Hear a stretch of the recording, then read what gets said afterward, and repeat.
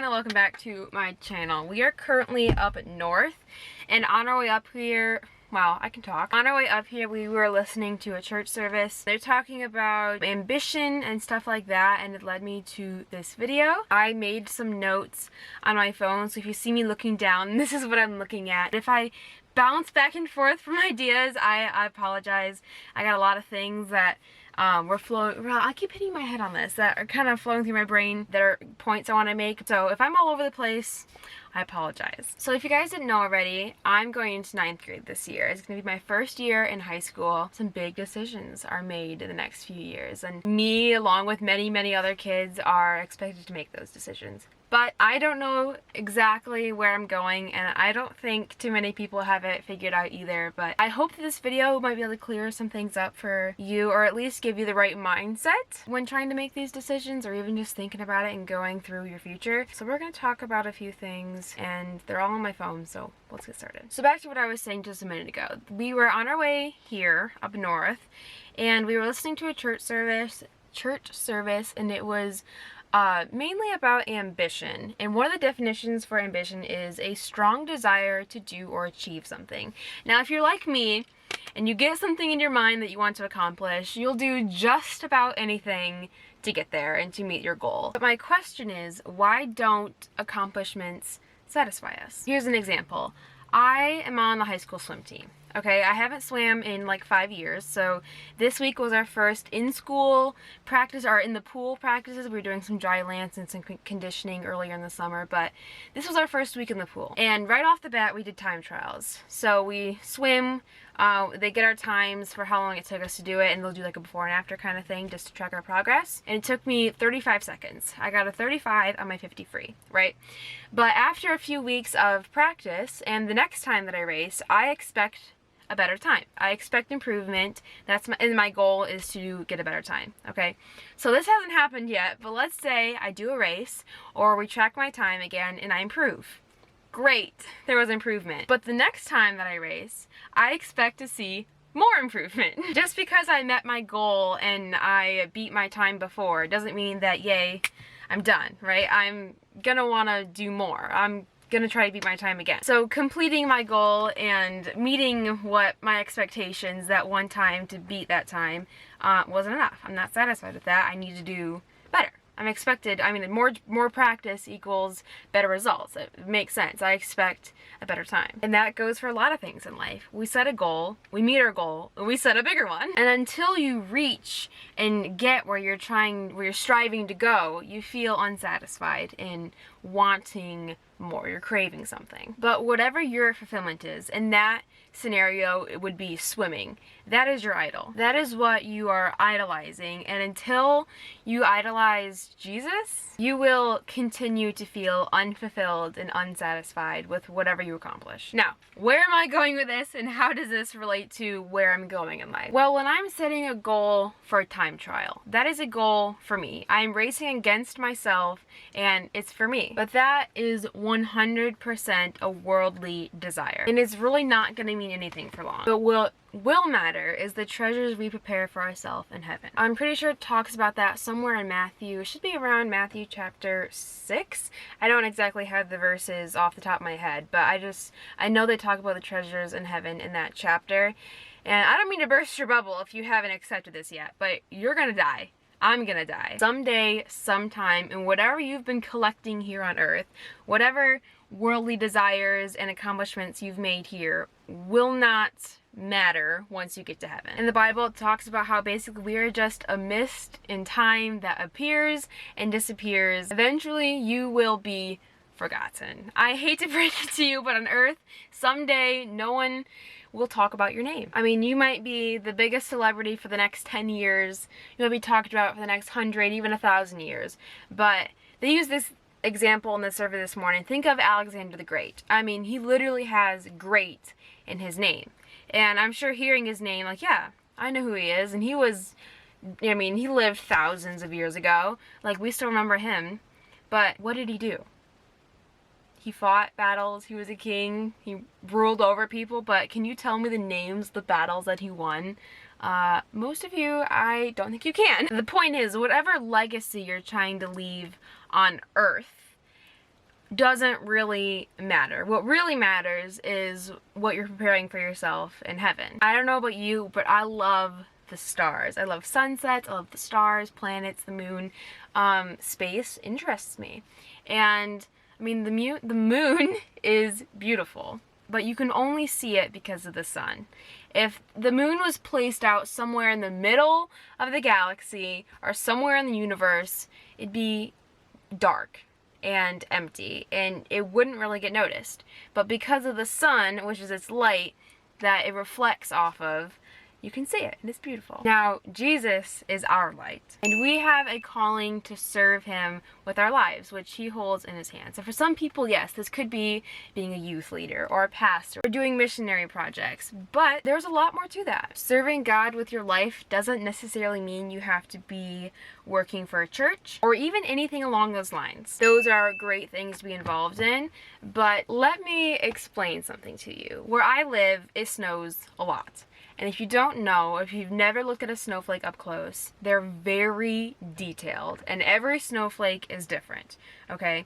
So if you look at all these snowflakes and the incredible detail that is put into them, that God puts into them, if God puts that much detail into a falling piece of water, I mean, what do you think he has in store for you? Every person is unique, and I think we know that, but the extent as to like the individual talents and gifts and beauty marks and skills that is put into every human being is unimaginable. But here's another question for you, and now I'm going to start getting into what I'm really supposed to be talking about here, and I hope that this starts to make sense. What are you good at?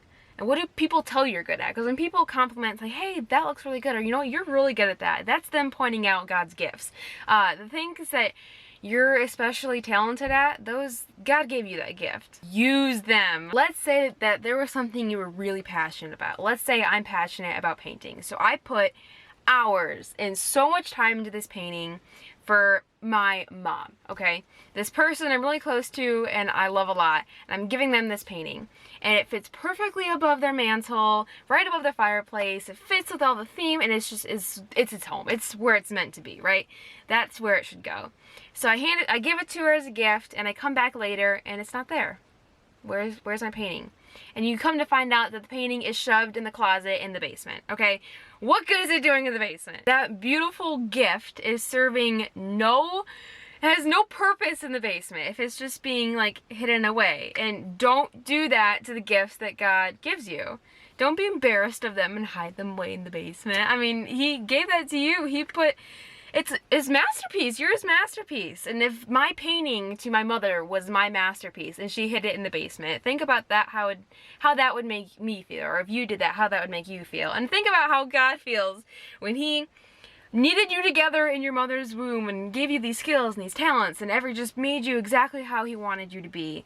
And you hide away your little gifts and the things that you're good at and all these things that he's blessed you with, for whatever the reason may be. Use what God has blessed you with to fulfill your life. That pleases God. And if you aren't really sure what you're passionate about, I mean, experiment with it. Play around, find the kind of things that you like. Now, some people search long and hard to find this skill or this talent that they think that they should have. But honestly, that's not the case for everyone. Everyone is unique, and for some people, they're fantastic soccer players, or they're just really, really good at helping people or teaching.